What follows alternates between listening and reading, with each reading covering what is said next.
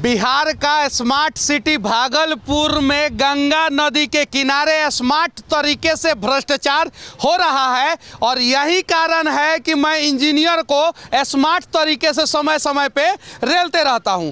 अभी हमारे साथ कुछ लोग हैं जो डॉल्फिन प्रोजेक्ट के तहत जो है किस प्रकार से भ्रष्टाचार हुआ है उसके बारे में बताएंगे और कुछ जो है डॉल्फिन मित्र हैं यहाँ पे जिनको 2 साल 2.5 साल से सैलरी नहीं दिया गया है उसके बारे में बताएंगे। सबसे पहले सच तक न्यूज में आपका स्वागत है। नमस्कार मनीष जी, मैं दीपक कुमार भागलपुर से हूँ और पर्यावरण क्षेत्र में काम करता हूँ। गंगा प्रहरी स्पेयर रेणु भारतीय क्षेत्र में काम करते हैं, इसीलिए ये कैमरा भी रखे हैं और बढ़िया कैमरा रखे हैं। और देखिए ये निकलता है ना बड़ा सा, निकालिए तो थोड़ा सा इसको, ये देखिए।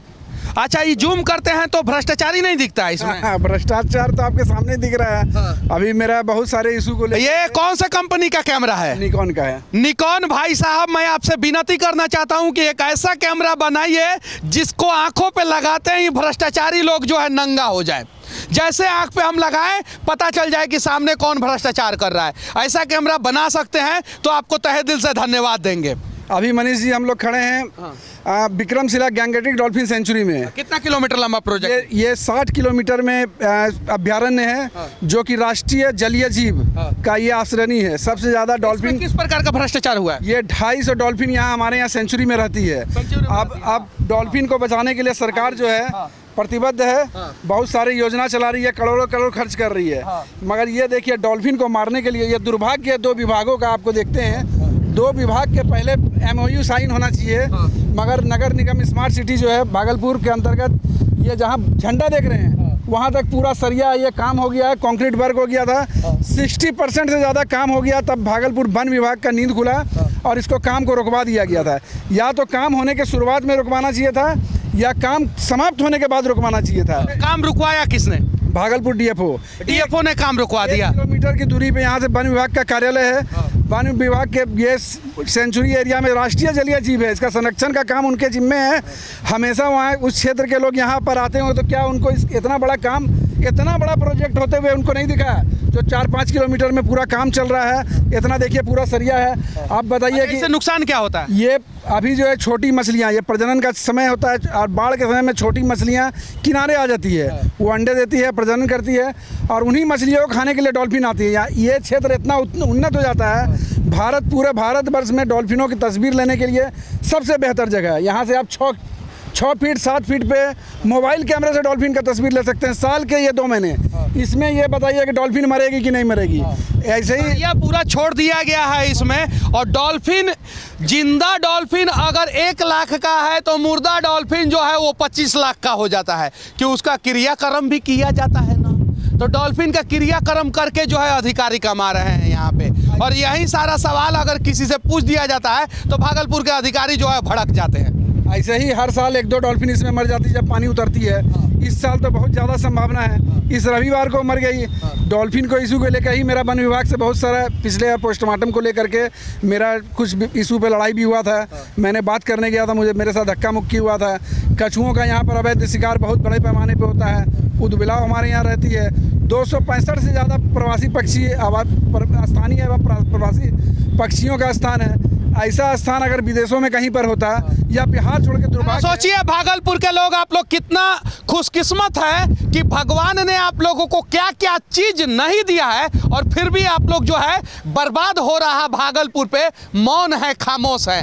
भागलपुर के नेताओं से, वार्ड कमिश्नर से लेके जिला परिषद, विधायक से लेके सांसद से विनती करना चाहता हूं कि कम से कम भागलपुर को बचाने का प्रयास किया जाए, भागलपुर को बनाने का प्रयास किया जाए। एक समय सिल्क सिटी हुआ करता था भागलपुर और यहाँ से सिल्क ही गायब हो गया और अभी डॉल्फिन भी गायब हो जाएगा अगर इस प्रकार का भ्रष्टाचार होगा। अभी सुशील मोदी जी जब उप मुख्यमंत्री थे और पर्यावरण मंत्री थे तो यहाँ एक बोट 18 लाख की बोट का ओपनिंग किया गया था जिसको सैलानी जो है डॉल्फिन क्षेत्र में घूम सके। मगर यहाँ अधिकारियों द्वारा उस दोनों बोट को खराब कर दिया गया, इस बोट को, क्योंकि अगर आप नदी किनारे जाएंगे नहीं, नदी में जाएंगे नहीं, इन लोग का अवैध जाल क्या गड़बड़ी हो रहा है वो देखेगा नहीं। तो यहाँ सोच लीजिए कि अभ्यारण्य क्षेत्र होते हुए सरकार बाकी अभ्यारण्यों में कितना ज़्यादा खर्च, वाल्मीकि टाइगर रिजर्व है या कहीं भी इतना खर्च करती है, मगर यहाँ जो है पर्यटकों को, सैलानियों को रोकने का भरसंभव प्रयास किया जाता है कि लोग ना प्रयास किया जाता है। आप लोग क्या करते हैं यहाँ पे? हम लोग कैंप लगाते हैं तो सब मछुआरा मित्र है तो डॉल्फिन। आप लोगों को कितना साल से सैलरी नहीं दिया गया? करीब 2-3 साल से 3 साल से सैलरी नहीं दिया गया। आप भी डॉल्फिन मित्र हैं? जी। और देखिए ये बिहार का दूसरा सबसे बड़ा पुल है। 100 साल के लिए 2001 में बनाया गया था। कब बनाया गया था? 2001 में। विक्रमशिला सेतु है और ये सिर्फ और सिर्फ 16-17 साल बाद जो है वो डैमेज हो गया। अभी भी बहुत हेवी वाली गाड़ियाँ जो है इस पे नहीं जाती है। और इसके बगल में जो है नया प्रोजेक्ट पास हुआ है।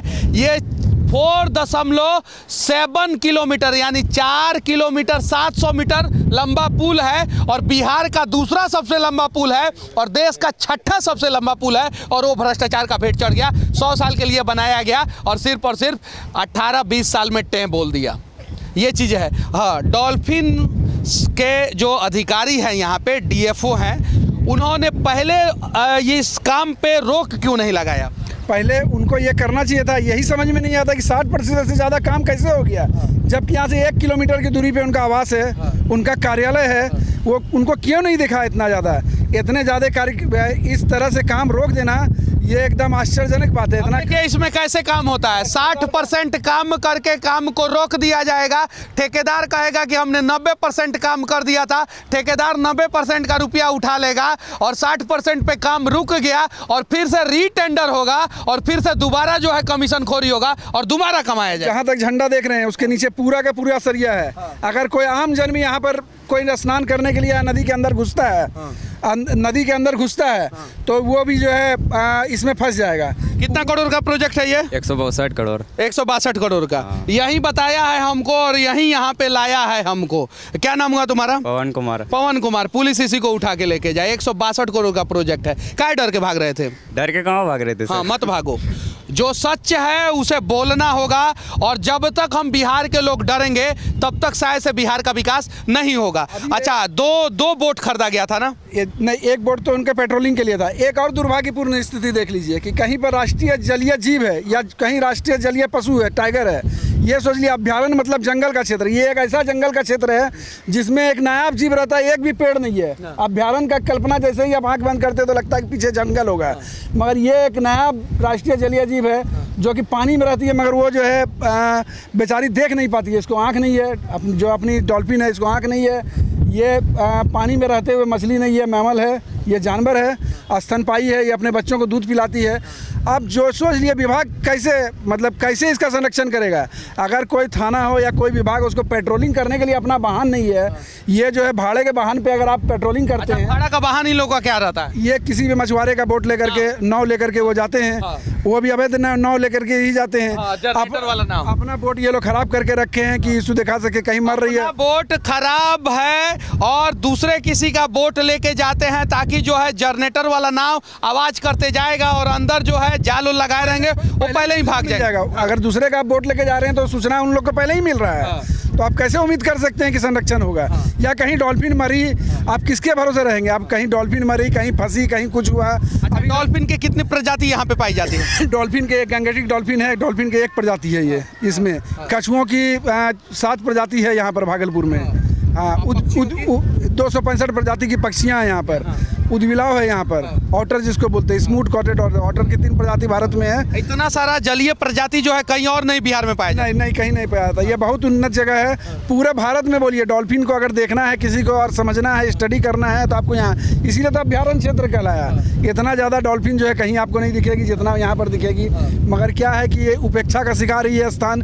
लोग दूर दूर से, हमको अभी भी विदेशों से भी कई लोग आते हैं, सैलानी आते हैं बहुत बार मेरे पास। और यहाँ संसाधनों का अभाव है कि आप किस तरह से दिखाने के लिए लेके जाएंगे। कभी किनारे से, कभी किसी के। अभी डॉल्फिन इसी जगह रहता है। अभी मौसम के कारण से कहीं हट गया।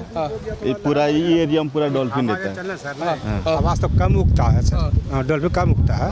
डॉल्फिन इलाका में है डॉल्फिन, हवा कम उगता है। कब उगता है? और सांस कैसे लेता है? वो बाहर आके ब्लो होल, उसके सर पे एक ब्लो होल रहता है, इसीलिए उसका जब वो सांस लेता है, जैसे व्हेल मछली को आप देखे होंगे सांस लेते हुए, तो व्हेल मछली की तरह ये सांस लेता है। तो वो आवाज़ उससे ब्लो होल से वो आवाज़ छोड़ता है सों से, इसीलिए उसको हम लोग स्थानीय भाषा में सोंस कहते हैं। बंगाल हो या बिहार हो, इसलिए उसको हम लोग सोंस कहते हैं इसको।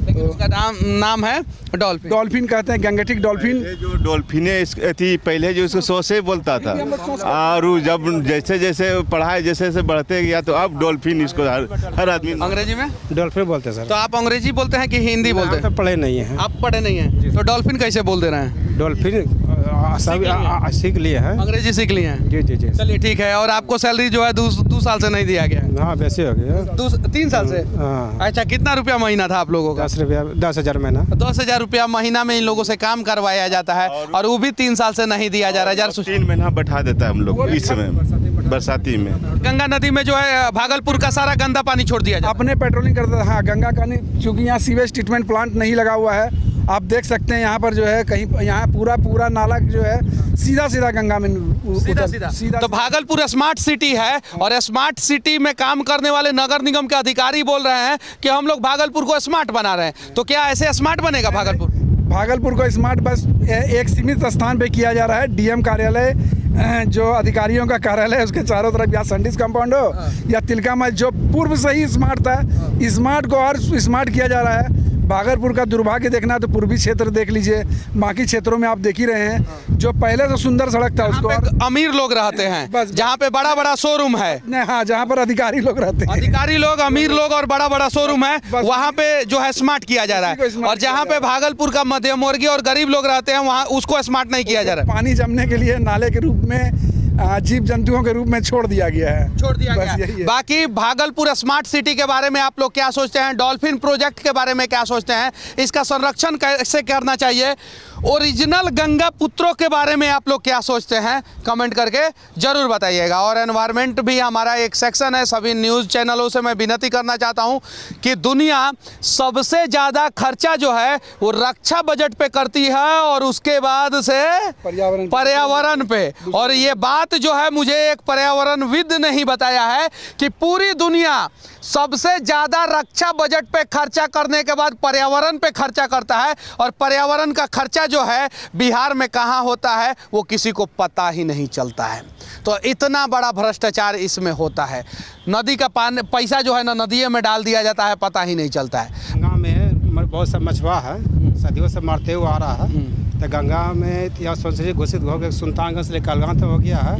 गंगा में रंजन साहब हुए, ढेकुआ साहब जो भी साहब है, यहाँ गंगा जी को जो जाल मिलता नज़र में से उठा के चला जाता है, तो गंगा जी मछुआरा कैसे जिएगा सर? तो गंगा पुत्र अब आप लोग नहीं रहे, पता है?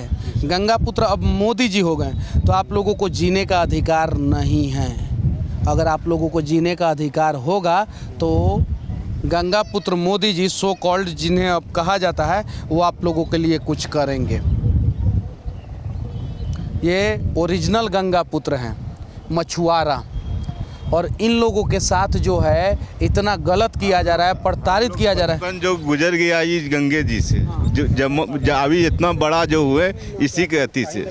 नहीं हम पढ़ लिख सके, हम पढ़े न हैं मूर्खे, मगर हम लोग को पूरा ही जानकारा है हर चीज़ के लिए। जो चीज़ गंगा में लोगों को जो है हम ही लोग को अति कर किया जा रहा है। कहना सर यही बात के कि जो अभय जाल है वो उठा के यहाँ से वन विभाग ले जाए, जो अभय जाल नहीं है उसको गंगा में सिखा। अश्वनी चौबे से मिले, अपना कंप्लेन लिखे।